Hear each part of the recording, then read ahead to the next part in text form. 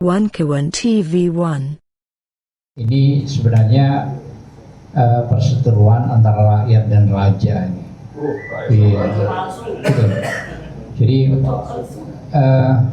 memang saya tidak pernah melihat sejak zaman Pak Karno sampai terakhir Pak SBY ini ada seorang presiden mencoba untuk mengkriminalisasi rakyatnya. Padahal dalam konteks Undang-Undang Dasar pasal 1 ayat 2, negara itu ada karena daulat rakyat. Maka rakyat itu adalah pemilik negeri ini. Bukan siapa-siapa, pemilik negeri ini adalah rakyat, gitu loh. Maka wajar dalam Undang-Undang Dasar 1945 pasal 1 ayat 2 itu siapapun ya harus didengar apa yang dikatakan rakyat. Kalau tidak ada rakyat, negara itu tidak muncul, gitu loh ya. Nah, jadi konteksnya rakyat karena bersimpati kepada seorang presiden, karena presiden dipilih oleh rakyat, maka rakyat punya hak dong untuk ingin tanya, gitu loh. Yang menyangkut salah satunya sekarang yang ribut soal ijazah. Lah apa salahnya rakyat itu bertanya, gitu loh. Padahal diatur di Undang-Undang Keterbukaan Publik, ya pasal per pasal dijelaskan, gitu ya. Bagi pejabat negara atau pejabat publik itu wajib untuk ya kan menjelaskan identitas dirinya. Walaupun dia ada melalui proses KPU, mulai KPUD sampai provinsi sampai pusat. Namun CV-nya katanya Mas Roy Suryo sudah tidak ditemukan lagi. Nggak ada. Lah padahal kalau kita ngecek dari Pak Karno sampai terakhir Pak SBY jelas ada ya. Loh ini kok yang satu nggak ada, apa persoalannya, gitu loh ya. Nah ini kan juga dipertanyakan oleh publik secara luas, gitu loh ya. Karena publik ini ingin tahu, ya. Sampai saya pernah mendatangi KPK soal OCCRP. Saya merasa jangan dong presiden kita dituduh korupsi nomor 2 sedunia terbesar. Jangan. Saya juga marah. Makanya saya minta ke KPK untuk dipanggil, diperiksa dan publikasikan. Kalau ternyata publikasinya tidak ada, tidak benar, maka jalur yang paling tepat adalah mengumpulkan lawyer yang internasional untuk mensomasi Den Haag itu. Nah, tujuan mensomasi itu mengklirkan nama seorang presiden, ya mantan lah paling tidak begitu. Tapi kalau itu tidak dilakukan kan bingung juga saya, gitu loh ya. Sehingga dunia internasional maupun rakyat itu bertanya-tanya, gitu ya. Apalagi soal beratnya ya untuk memberitahukan soal ijazah, kok berat sekali. Harus huru hara yang luar biasa. Semua media turun tangan, kan begitu. Seluruh media, medsos semua turun tangan, menyiapkan lawyer, adu argumen. Maksud saya kenapa harus ini terjadi, gitu. Bahwa yang paling tepat menurut saya itu Pak Presiden kumpulin aja media, kumpulin ahli forensik, telematika, ahli IT di satu tempat, mau di Hotel Borobudur di mana, dari pihak pemerintah, dari pihak independen.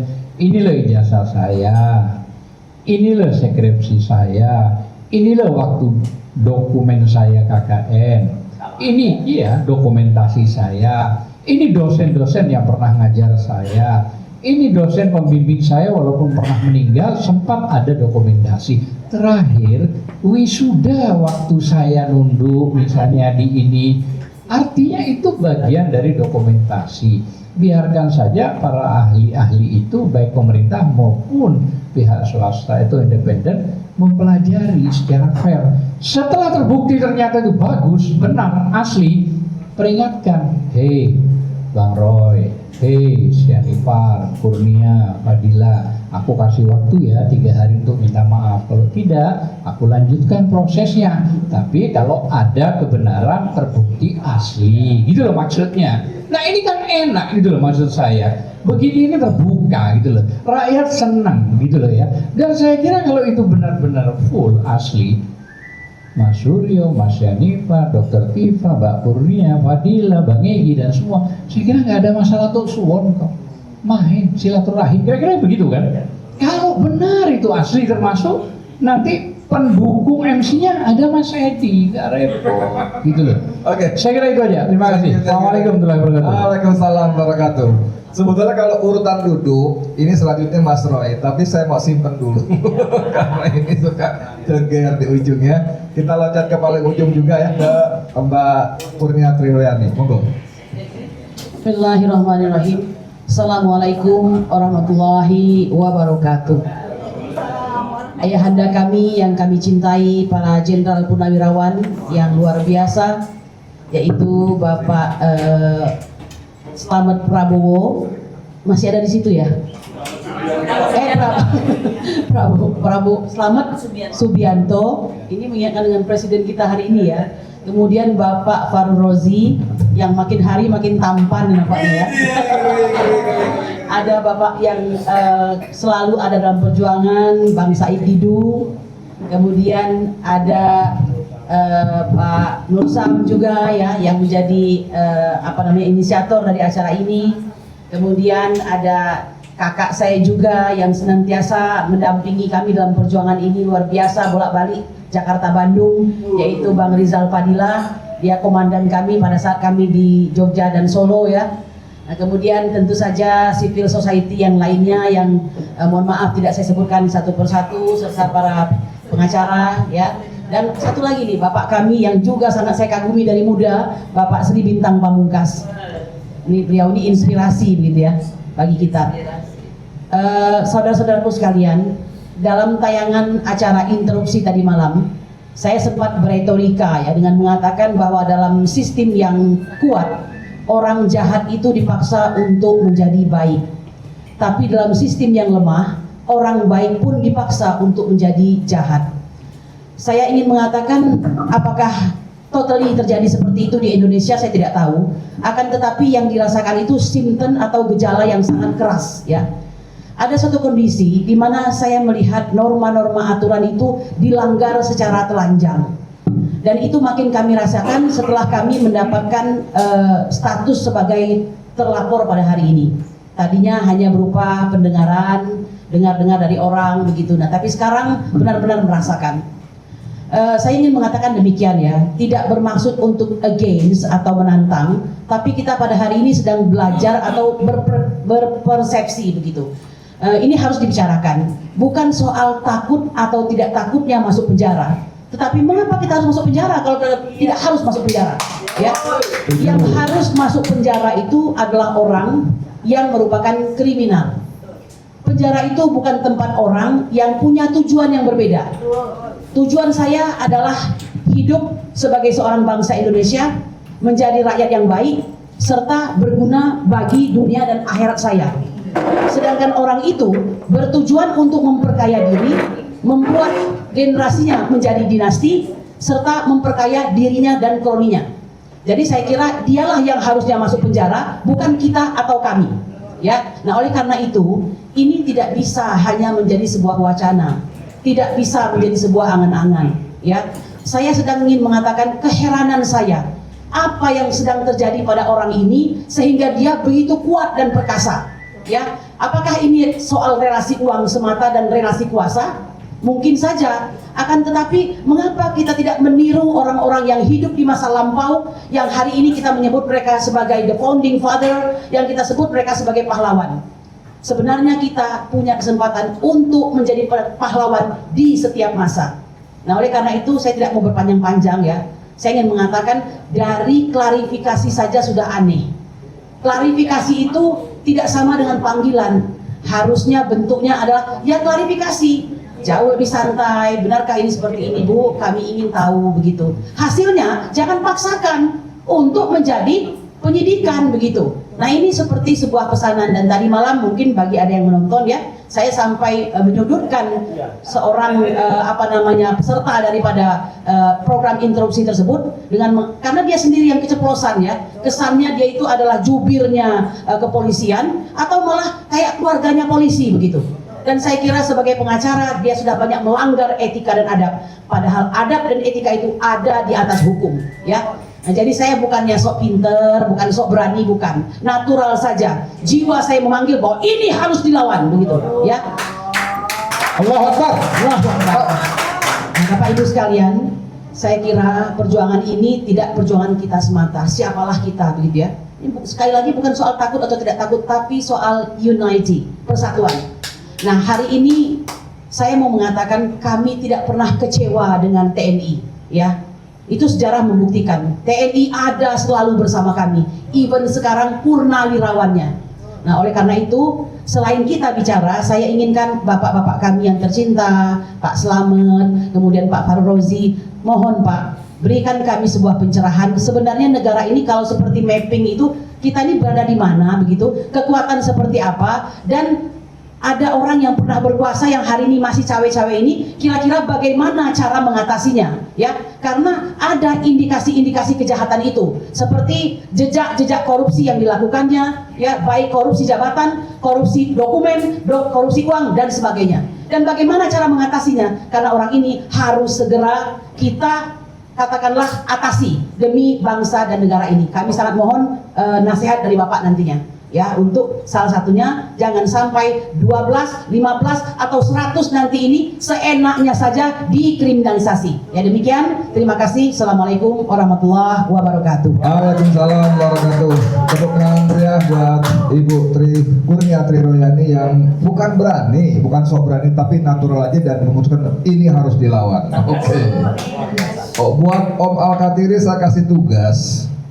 Ini kan polisi kan sebetulnya banyak aturan yang menjadi panduan buat dia. Dari mulai undang-undang kepolisian, Pak Jenengan kemarin udah jelaskan waktu dengan Dr. Tipa dan kawan-kawan. Lalu ada Perkapolri juga dan sebagainya. Pertanyaan saya, mereka punya aturan buat mereka, jadi kenapa mereka tabrak terus?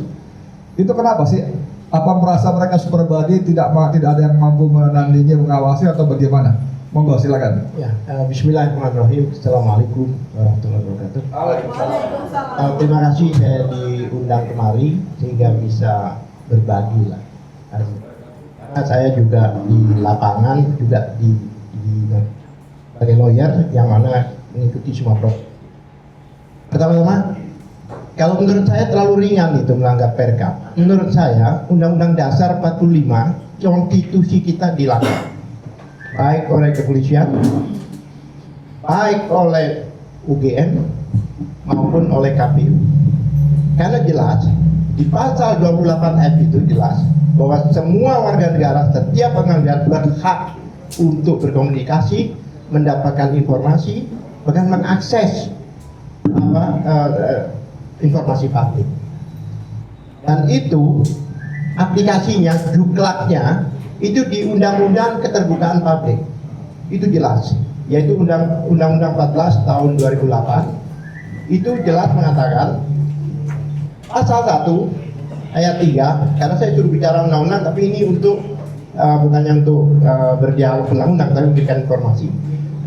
Pasal 1 ayat 3 Undang-Undang 14 2008 itu untuk informasi keterbukaan publik itu menyatakan bahwa yang dimaksud lembaga publik, yang dimaksud badan publik itu eksekutif, yudikatif, legislatif, dan lembaga-lembaga negara lainnya yang dananya didapat dari APBN, baik sebagian maupun keseluruhan. Itu adalah lembaga publik. Pertanyaan saya, UGM dapat dana nggak dari APBN? Kan atau yang dulu kalau SMA itu BOS ya kan, dan bantuan operasional. Kalau itu bantuan operasional perguruan tinggi, BUPT kalau nggak salah. Ingat ya, keseluruhan atau sebagian. Pertanyaan saya yang kedua, KPU itu dapat dana nggak? Dapat. Berarti dua lembaga itu adalah lembaga publik. Itu perlu ditekankan.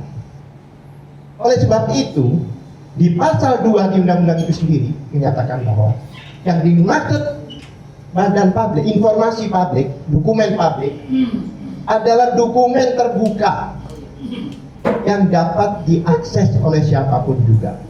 Itu undang-undang yang bicara. Tadi konstitusi pasal 28 jelas ya. 28 Pasal 4 menyatakan setiap warga negara, setiap masyarakat berhak untuk mengakses atau mendapatkan informasi publik tersebut. Berarti apa kesimpulannya? Jelas-jelas KPU dan UGM ini adalah melanggar konstitusi dan undang-undang. Sebenarnya tidak ada kesalahan teman-teman itu tidak ada. Tidak ada pelanggaran hukum yang dilakukan oleh mereka. Tidak ada. Bahkan mereka selalu berargumentasi pasal 17 undang-undang keterbukaan publik itu. Memang iya untuk pendidikan sistem tertutup, kata tidak boleh terbuka. Tapi di pasal 18 dibuka kembali. Untuk ayat 2A ayat 2A dan B. Yang A mengatakan ya kan bisa dibuka atas persetujuan dari yang bersangkutan. B atau ini bukan kan ya kan harus dibuka jika itu merupakan pejabat publik. Jadi sebenarnya dibuka lagi di situ. Jadi kesimpulannya itu sudah tertutup. Tidak ada diargumentasikan di dialog terkait pasal 17 ya baca pasal 18 ya itu dibuka kembali. Itu jelas. Makanya saya berani katakan bahwa baik ini masalah polisi sekarang. Itu baru apa tadi UGM. Sekarang kepolisian. Kepolisian itu nampaknya hanya berfokus pada KUHP dan KUHAP.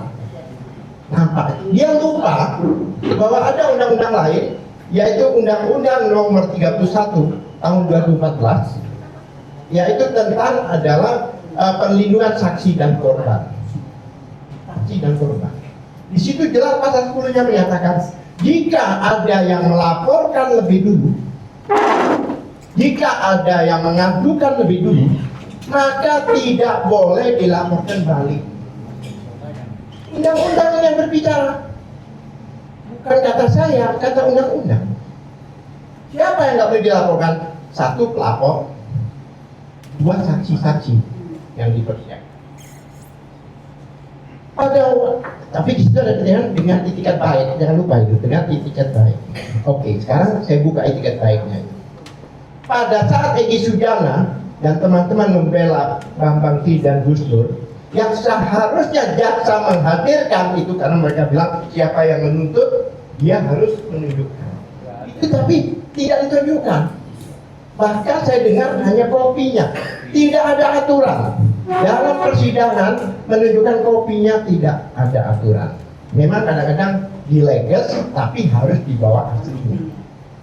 Itulah sebenarnya awal-awal kenapa TPUA datang karena sudah tidak tembus ke UGM, tidak tembus di KPU, datang ke sana bersurat ke UGM resmi TPUA itu bersurat resmi. Bahkan karena rombongannya banyak, aturan itu semua dilakukan prosedur itu yaitu dengan memberi pemberitahuan kepolisian. Ketok pintu dan diterima oleh tuan rumahnya itu. Di UGM diterima oleh rektor dan dekan kalau nggak salah ya, wakil rektor dan dekan, ya kan? Kemudian di Jokowi pun juga diterima. Beliau ini juga ikut masuk. Iya. Dijanjikan akan disiapkan 36. Iya, katanya dijanjikan itu saya proses hukumnya aja bahwa kehadiran orang-orang ke sana itu santun. Memang dikawal dengan YouTube ya karena untuk menginformasikan. Jadi kalau dikatakan ada mens rea tidak ada. Datangnya dari itikat baik. Nah, itu ditolak. Oleh sebab itu sampai saat ini kawan-kawan baik itu LSM maupun dari Purnawirawan tolong ajukan, tolong bantu kami untuk beraudiensi dengan kepolisian mempertanyakan ini karena pada gelar kemarin dikatakan gelar khusus ini kita adakan salah satu pertimbangannya karena ini sudah merupakan isu nasional itu dikatakan dalam gelar berarti ini bukan masalah Kurnia Bang Fadil sudah masalah bangsa Indonesia minta bantuan kawan-kawan untuk mempertanyakan, untuk beraudensi ke Kapolri untuk mempertanyakan hal itu. Terima kasih. Oke, makasih banyak. Tepuk tangan yang meriah buat jagoan coba. Mas Roy, saya ada pertanyaan dikit ya. Ini kan banyak siaran langsung termasuk saya nih ya. Ini ada termul nulis begini. Sebentar lagi Piala Dunia 2025, woi kalian ini kok masih ngurusin ijazah aja, dasar tolol, kata dia begitu. Menurut saya yang tolol malah dia. Ini ijazah bukan Jokowi tukang cendol kan, begitu kan? Iya. Kalau ijazah Jokowi tukang mebel nggak ada urusan kita kan? Coba nih sekarang, tapi kalau mau ngomong yang lain monggo juga, monggo silakan. Biar karena saya merasa saya tuh pendek ya, nggak kelihatan, izin saya berdiri. Bapak Ibu yang saya hormati, Assalamualaikum warahmatullahi wabarakatuh. Ada dua hal penting sebelum saya jawab pertanyaan mungkin sebagian masyarakat yang mempertanyakan kenapa kok kita semua itu masih mempersoalkan ijazah. Ya. Yang pertama yang ingin saya sampaikan, ini jelas-jelas ada subjektivitas, jelas-jelas ada ketidakadilan yang sedang berlaku di negeri ini. Dan ketika sore ini kita menitip pesan kuat kepada Pak Presiden yang kita hormati, Pak Prabowo Subianto.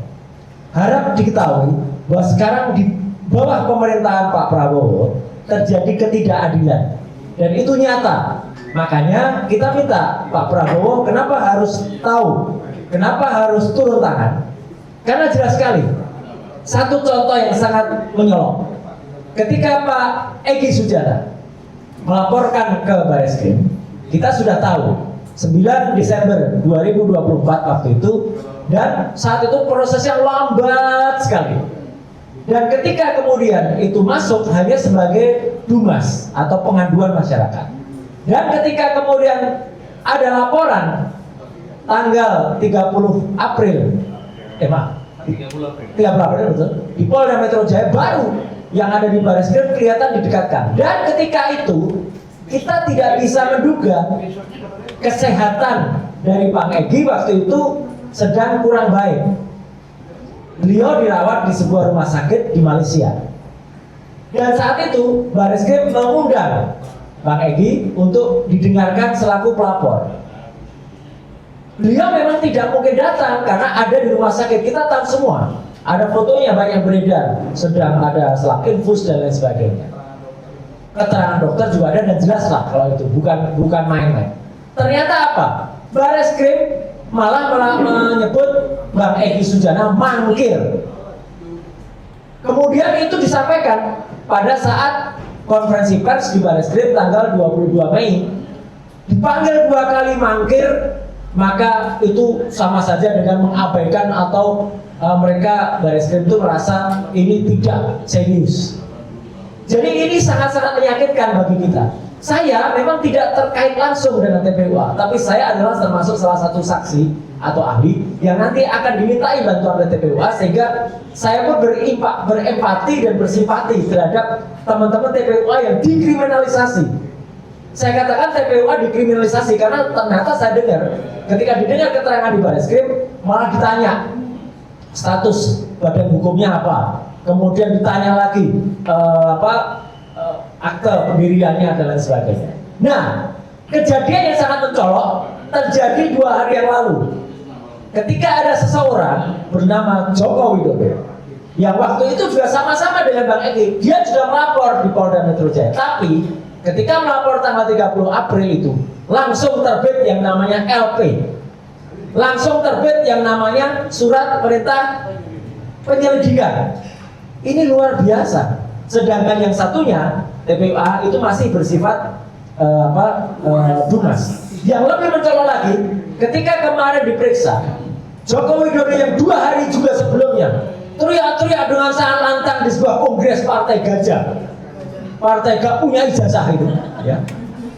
Ternyata menyatakan dia tidak bisa hadir karena ada keterangan dokter. Padahal kita tahu semua, mata waras kita melihat Joko Widodo masih bisa jalan melenggang, tidak ada infus. Tapi Polda Metro Jaya sowan ke Kota Solo. Dan ini belum berhenti ceritanya. Tidak hanya diperiksa di Polresta Solo, di kantor polisi. Tapi lihat ruang pemeriksaannya, luar biasa mewah, dengan sofa, dengan kursi yang sangat empuk tebal, dan itu adalah ruang lounge Polresta Surakarta. Jadi yang namanya lounge itu biasanya untuk penerimaan tamu, bukan seseorang yang diperiksa. Ini luar biasa, seseorang yang pernah dijuluki Raja Jawa ini, palsu lah ya, Raja Jawa ini, itu melakukan itu. Nah, jadi berbekal itu, yang kedua, saya dan teman-teman, terima kasih Mas Ian juga tahu waktu itu, kami juga sedang ke Jogja dan dalam proses untuk melakukan pendekatan dengan semua layer. Hari ini terima kasih senior-senior kita dari Purnawirawan TNI itu memfasilitasi dan akan mendorong ini. Jadi itu langkah kita. Langkah yang pertama, kita akan kondisi semua unsur masyarakat akan bergerak. Besok hari Minggu, insya Allah ada seorang keturunan raja juga. Memang bukan dari Jogja, tapi dari kota lain yang akan ikut memberikan statement dan dukungan kepada kita.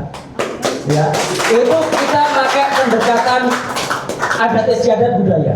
Dan yang kita tunggu dari Jogja, saya sedang menunggu tanggalnya. Itu yang pertama. Jadi kita akan lawan dengan raja beneran. Ya, Raja Jawa yang wajahnya bentol-bentol seperti ini. Itu harus kita lawan dengan yang benar. Ya. Ini raja palsu. Dan yang kedua, saya mohon betul ini kepada senior-senior dari Perwira TNI.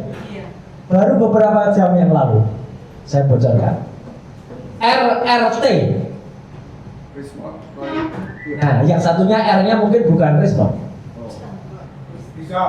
Kami baru saja diterima oleh seorang aktif dari militer bintangnya 2. Dan beliau masih menjabat dan punya posisi yang strategis di Republik ini. Saya belum bisa cerita beliau siapa.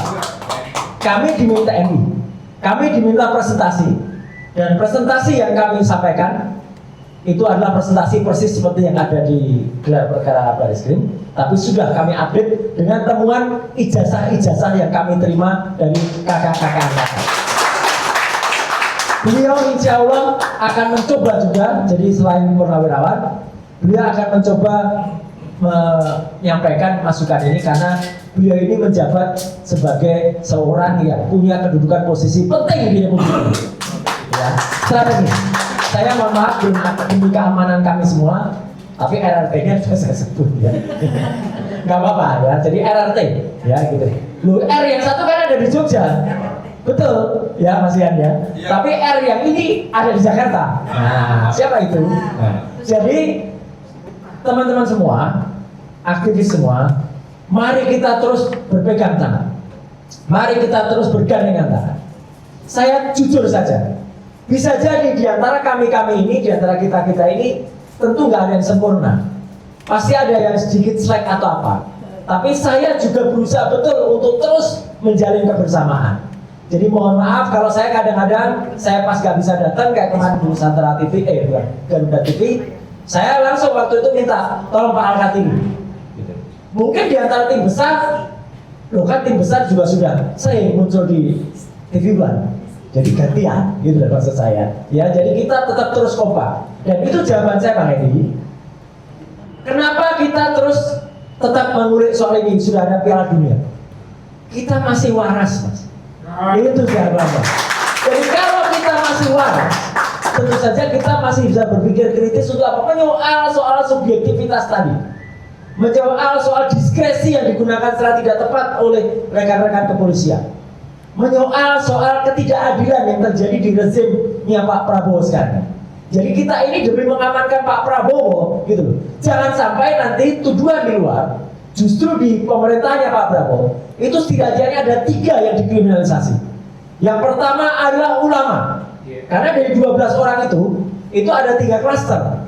Yang pertama adalah klaster sahabat-sahabatku yang dari ulama. Ya.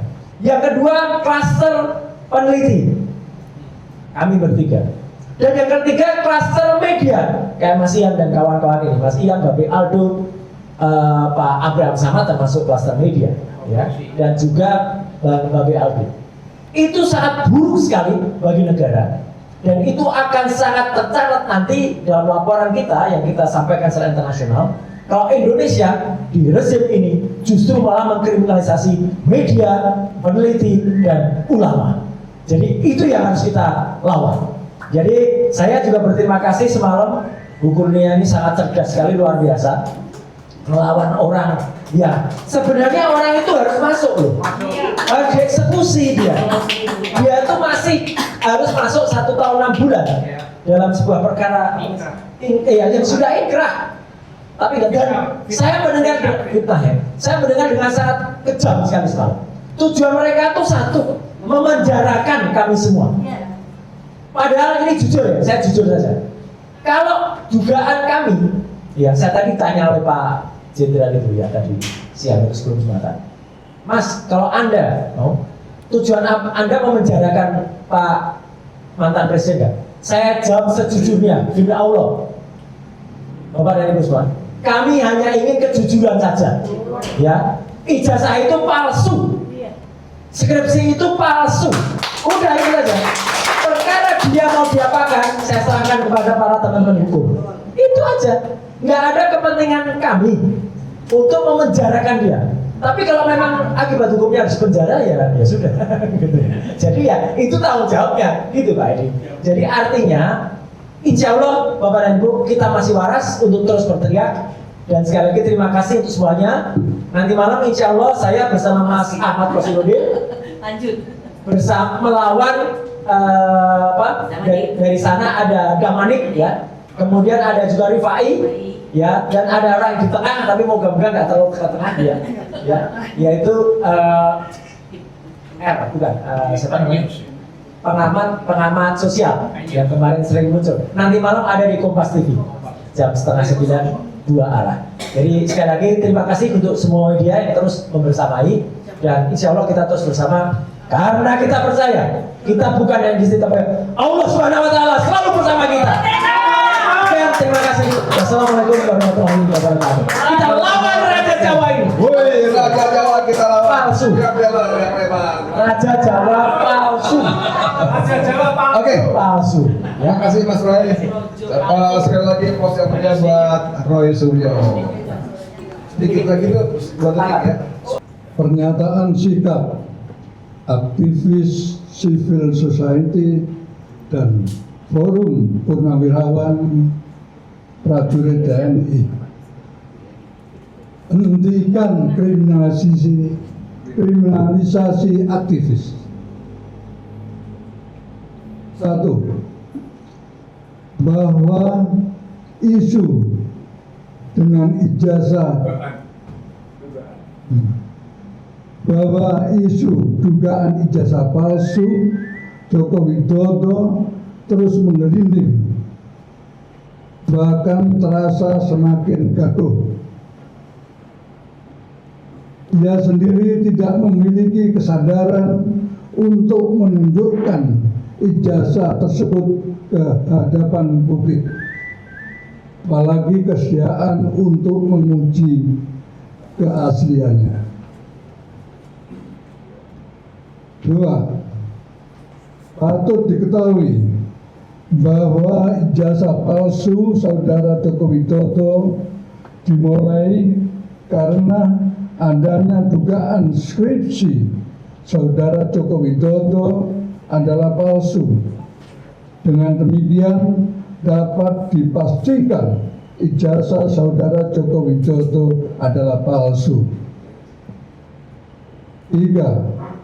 Bahwa proses pelaporan Joko Widodo di Polda Metro Jaya dengan tuduhan pencemaran nama baik dan fitnah atas beberapa aktivis ternyata bergerak dengan cepat. Ini penyelidikannya sudah meningkat ke tahap penyidikan. 4. Bahwa proses penyidikan di Polda Metro Jaya tersebut dapat dikualifikasi sebagai kriminalisasi, mengingat di samping belum terbukti asli atau palsunya ijazah Joko Widodo, juga para aktivis itu sama sekali bukan pelaku kejahatan. 5. Bahwa kriminalisasi terhadap 12 aktivis yang dikualifikasikan sebagai terlapor dinilai berlebihan dan tidak memiliki sandaran hukum yang kuat. Proteksi dan pemihakan aparat kepolisian atas Joko Widodo tidak dapat diterima dan tidak mencerminkan rasa keadilan masyarakat. 6. Bahwa tanpa kepastian hukum atau terjadi kriminalisasi, maka negara berada dalam situasi genting. Artinya, persoalan sederhana telah berubah menjadi kompleks. Joko Widodo dan keluarga adalah sumber dari segala sumber dari malapetaka tersebut. Atas dasar hal-hal tersebut, kami komunitas civil society dan forum Gunawan prajurit TNI dengan ini mengatakan hal-hal sebagai berikut. Pertama, mendukung penuh perjuangan para aktivis dalam mencari keadilan.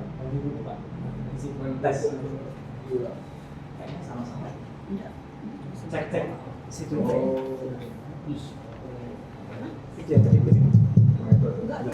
Tes.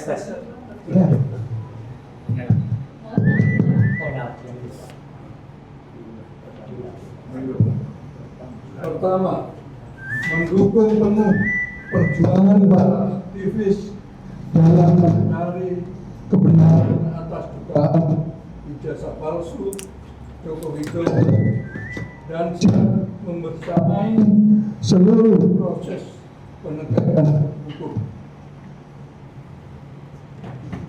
Kedua, mendorong Barreskrim Mabes Polri untuk menuntaskan pengusutan dengan perbuatan Bluetooth mode. Lanjut. Ya. Satu, dua. Pertama, mendukung penuh perjuangan para aktivis dalam mencari kebenaran atas dugaan ijazah palsu Joko Widodo dan siap membersamai seluruh proses penegakan hukum. Kedua, mendorong Barreskrim Mabes Polri untuk menuntaskan pengusutan dugaan perbuatan pidana pemalsuan atau penggunaan dokumen palsu oleh Joko Widodo atau pihak lain yang terlibat. Ketiga, mengecam dan melawan tindakan kriminalisasi yang dilakukan oleh aparat penegak hukum di Polda Metro Jaya atas para aktivis yang sedang berjuang untuk menegakkan kebenaran, kejujuran, dan keadilan. Keempat, menjadikan pengusutan status ijazah Joko Widodo sebagai hal yang serius dan utama mengingat dampak sosial dan politik akibat secara curang Joko Widodo telah menggunakan ijazah palsu tersebut.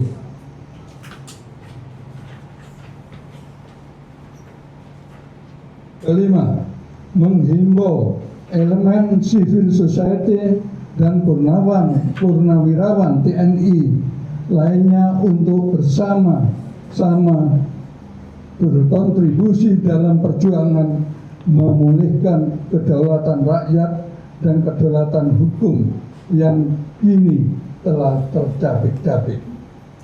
Demikian pernyataan sikap civil society dan Forum Purnawirawan Prajurit TNI disampaikan sebagai wujud dari rasa cinta tanah air dan upaya untuk membangun pemerintahan yang baik, good governance.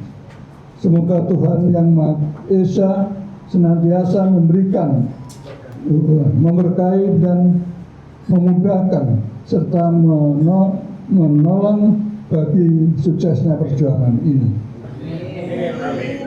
Jakarta 25 Juli 2025. Aktivis civil society dan Forum Purnawirawan Prajurit TNI. Terima kasih.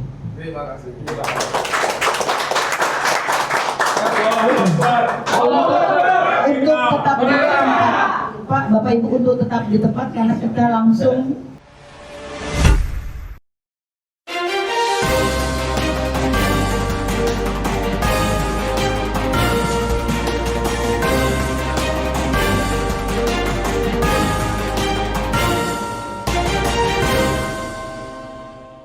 One Kawan TV 1